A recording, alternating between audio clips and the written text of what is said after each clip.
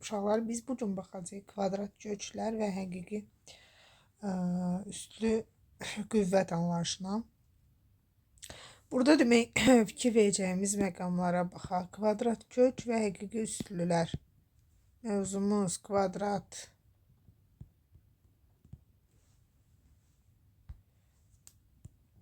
köklər və həqiqi üslülər. Köklər haqqında həqiqətlər mövzusunu danışanda orada mövzuya toxunmuşduq. Hesabı kvadrat kök demək kvadratı aya bərabər olan mənfi olmayan ədədə adədin hesabı kvadrat kökü deyilir. Yəni kök altında a ifadəsi. Burada təbii ki fikir vermək lazımdır. Cüt dərəcədəndir. A mütləq şəkildə sıfırdan böyükdür, bərabərdir olmalıdır. Mütləq şəkildə buna diqqət eləməliyik. Hansı ifadənin mənası var soruşulduğu zamanda, məsələn, kök altında 20, kök altında 36, bunların mənası var. Yəni, mənası var o deməkdir ki, yəni kökün altında mənfi biz yaza bilmərik. Hansı ifadənin mənası yoxdur? Məsələn, kök altında mənfi 18, kök altında mənfi 25, bunların mənası yoxdur. Mənası yoxdur o deməkdir ki, yəni ondan biz kök ala bilmirik. Yəni kök almamız səhv olacaq. Və bəzi məsələlər var idi ki, məsələn, bunları qeyd etmişdim ki, həmin burada modul A olur. Yəni burada A-nın A ədədinin sıfırdan böyük olma halları var və yaxud da A ədədinin sıfırdan kiçik olma halları ilə modulun açılışları haqqında artıq fikrimiz var idi. Yəni əvvəlki mövzulardan bunu öyrənmişdik. Burada isə n-ci dərəcənin kök, rasional, irrasional ədəd anlayışları ilə tanışıq. Yəni rasional ədəd odur ki, bu ifadə məsələn kökdən çıxa bilsin. Məsələn, deyək ki, kök altında 1, kök altında 4, kök altında oladır. Bunlar kökün altında yazıla bilir rasional ədədlər, amma kök altında 2 idi, kök altında 3-dür və kök altında 15, bunlar irrasional hesab edilir. İrrasional isə kökdən çıxa bilməyəndir. N-ci dərəcədən kök, yəni qüvvət, n-ci dərəcədən qüvvəti a-ya bərabər olan ədədə a-nın n-ci dərəcədən qüvvət deyil. Biz yəni kvadrat köklərə baxdıq, hesabı kvadrat kök anlayışı. Bu n-ci dərəcədən kök anlayışı. Burada əsasən radikal işarəsidir, n dərəcəsidir, a kök altı ifadədir. Burada fikir verəcəyimiz məqamlar yenə də tək dərəcə və cüt dərəcənin olmasıdır. Təbii ki, kök altında 3-cü dərəcədən mənfi 8 yazsam, mən heç bir səhvə yol vermiş olmuram. Yəni burada mənfi 2-ni ala bilərəm. Amma kök altında cüt dərəcədən, yəni 4-cü dərəcədən 8 artıq mən burada qeyd eləyə bilmərəm. Və burada xüsusi hallara fikir veririk. 2n yazsaq a üstündə, bu a sıfırdan böyükdür, bərabərdir olacaq. Kök altında 2n plus 1 yazsaq a dərəcədən isə, bu isə a həqiqi ədədlərə daxildir. Yəni bu deməkdir ki, həqiqi ədədlərdən ifadələr ala bilər. Bunları qeyd eləmiş oluruq. Burada artıq fikir vermək lazımdır. Məsələn, biz kök altını öyrəndik. Məsələn, 4-cü dərəcədən 16-nı mən yazacağam 4-cü dərəcədən 2 üstü 4. Oradan avtomatik bizə aydın məsələdir ki, 2-ni almış oluruq. Yəni, heç bir səhvə yol vermirik. Dərəcəsindən 1-7 yazırıq. Və kök altında 2 üstü a üstü 2n-i mən modulda a şəklində yaza bilərəm. Və yaxud da tək dərəcədən olsa, a-nın üstü 2n plus 1 isə tək dərəcə ilə yaza bilərəm. Burada da problem yaşamayacaq. Köklərlə bağlı bizim vacib düsturlarımız var. Yəni kök altında n-ci dərəcədən a vuraq b-ni, yəni n-ci dərəcədən qüvvətdən danışırıq. Biz onları kvadrat üçün artıq bilirik.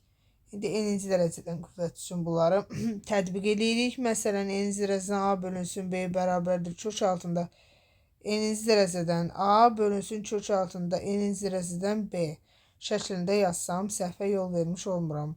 Yəni bu birinci düsturumuz olsun, bu ikinci. Üçüncü düsturumuzda isə kök altında n-ci dərəcədən a üstündə m mötərizədə k şəklində yazıram. Kök altında o da bərabərdir. Kök altında n-ci dərəcədən a üstü m vuraq k şəklində yazıram ifadəmi, sadələşdirirəm. 4-cü ifadəmdə məsələn kök altında n-ci dərəcədən a üstü m-in mən bunun hər tərəfini təbii ki üstündə yazmış olsam əgər bu ifadənin hər tərəfini k-ya bir k əmsalına vura bilərəm. Yəni burada heç bir səhvə yol vermirəm yenə də.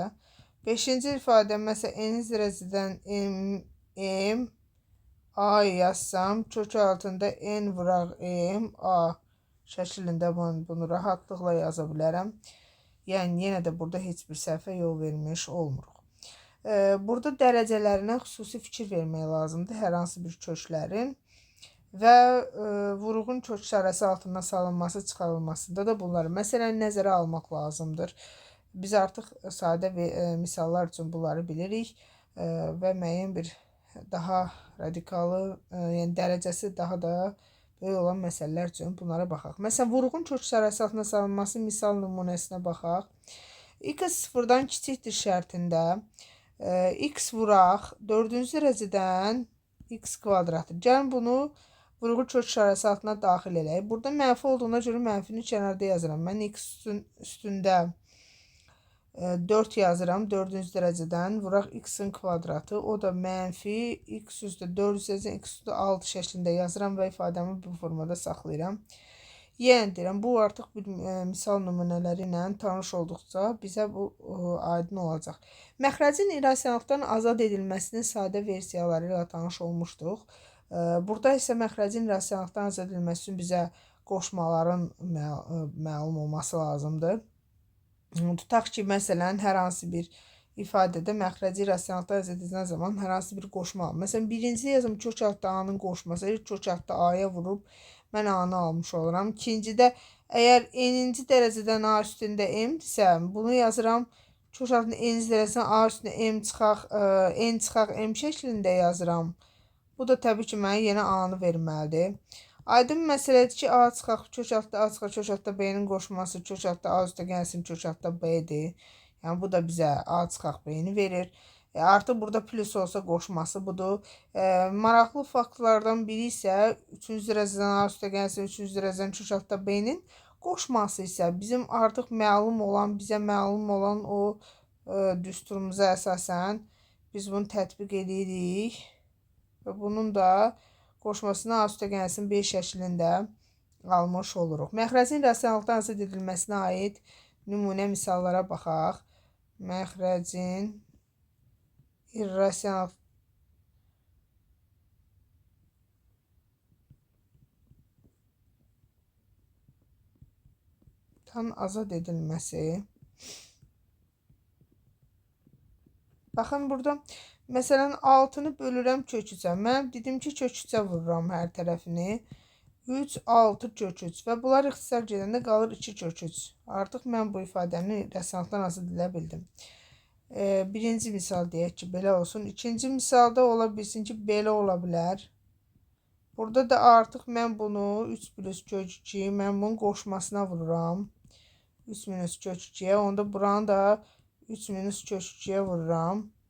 Və ifadəmi sadələşdirirəm. Burada 9 çıxaq, 3-ün kvadratı çıx, kök 2-nin kvadratı yazıram. 3 çıxaq kök 2. 9 çıxaq 2, burada da 3 çıxaq kök 2. Yəni, 3 çıxaq kök 2 bölünsün 7 şəklində yazıb ifadəmi sadə formada saxlaya bilərəm. Burada bir 14 də sadə formada saxlayır. Məxrəcin irrasionallıqdan azad edilməsində üçüncü bir versiyada məsələn x bölünsün, bu artıq dərəcələrin fərqli olması və bunu elə bir ədədə vurmalıyam ki, mən bu x-lər yoxa çıxsın. 5-ci dərəcədən x-in kvadratı, buranı da 5-ci dərəcədən x-in kvadratına vururam. Təbii ki, burada x olacaq. Yuxarıda da x vuraq, kök altında 5-ci dərəcədən x-in kvadratı olacaq. Bunlar da gedəcək və 5-ci dərəcədən kök altında x-in kvadratını artıq ifadə olaraq almış oluruq. 2 qat radikallar var və bunlar imtahanda da çox istifadə olunur və onların necə həll olunma qaydalarına baxaq. Tutaq ki, ümumi şəkildə mən düsturunu buraya yazıram. M n-dən böyük olduğu halda mürəkkəb kök düsturunu istifadə etməklə də bunu həll etmək olar və burada baxaq, m üstə gəlsin n şəklində yazıram. Təbii ki, burada və bu biz əvvəl öyrəndiyimiz müxtəsər vurma düsturuna gəlir mütləq şəkildə bunların həlli. Və indi burada baxırıq düstur şəklində verəndə misal üstündə də indi bunu göstərəcəm. Kök altında m üstə gəlsin plus minus kök altında n. şəklində yazıram. Deyək ki, məsələn, nümunə misala baxaq. Kök altında 7 üstə gəlsin 2 kök altında 12. Təbii ki, burada biz mütləq şəkildə orada baxırıq ki, toplayanda bu qaydamıza görə toplayanda 7 eləyir, vuranda 12 eləyir. Bu təbii ki, radikal köklərlə baxanda kök altında 4 üstə gəlsin kök altında 3 kvadratını yazsam kökün altında. Təbii ki, köklə kvadrat bir-birini aparacaq. Aydın məsələdir ki, buradan bizə belə çıxır ki, bu 2 üstə gəlsin kök altında 3 deməkdir. Modulda yazmıram, zaten müsbət olduğuna görə. Həqiqətən də bunu kvadrata yüksəlsəz bunu almış olacağıq. Və burada da yenə də eyni bir nüansa toxunuruq. Və burada bizim müxtəlif misallar versə, yenə də eyni qaydada biz misalımızı tətbiq edib yaza bilərik. Sonsuz kök düsturları var.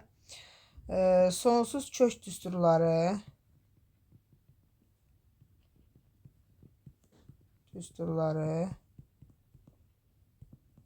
məsələn, birinci şərtdə deyirəm ki, kök altında A vurulsun, kök altında A vurulsun. Bunlar davam edir də kök altında. O sonsuz şəkildə davam edirsə, o bir A-ya bərabərdir. İkincidə n zirəzidən kök altında A vurulsun, kök altında n zirəzidən A vurulsun, n zirəzidən kök altında A. O da əgər vurma olacaqsa sonsuz sayda n çıxaq 1 kök altında A. Üçüncüdə bölmə olacaqsa n-siz yazacaqsa, yəni o məsələn n zirəzidən A bölünsün n zirəzidən kök altında A, o da bölünsün n zirəzidən kök altında A. Biz bunu yaza bilərik sonsuz şəkildə davam edəndə n plus 1 kök altında A. Və müxtəlif hallar var. Bəzən olur ki, kök altında A'lar toplanmalar verilir. Məsələn, kök altında A üstə gəlsin, kök altında A üstə gəlsin, kök altında A. Burada fərqli hallar var. Plus olanda bu ardıcıl ədədlər üçün keçərlidir. Bax, 2 ardıcıl ədədlər üçün deyəcəm necə formada olan ədədlərdən gedir orada söhbət. A çıxılsın kök altında A, çıxılsın kök altında A, nöqtə o da bərabərdir n. Bu ardıcıl ədədlər üçün keçərlidir. Yəni, burada məsələn A-nın yerində mən 12 yazmış olsam əgər, burada da 12 yazmış olsam əgər, 12, 12. Demək, bu birinci halda cavab 4 olacaq, ikinci halda isə cavabın 3 almış oluruq. Yəni də burada müxtəlif misal nümunələri, bir də təqribi köklərin alınmasına ait bir xüsusi halımız da var orada.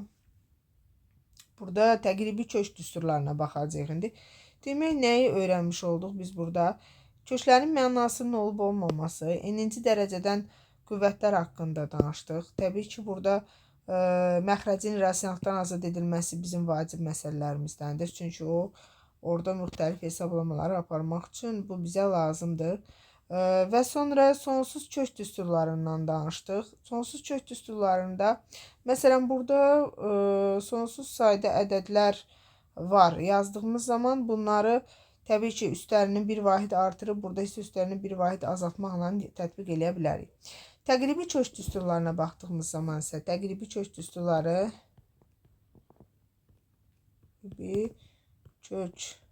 düsturları baxaq.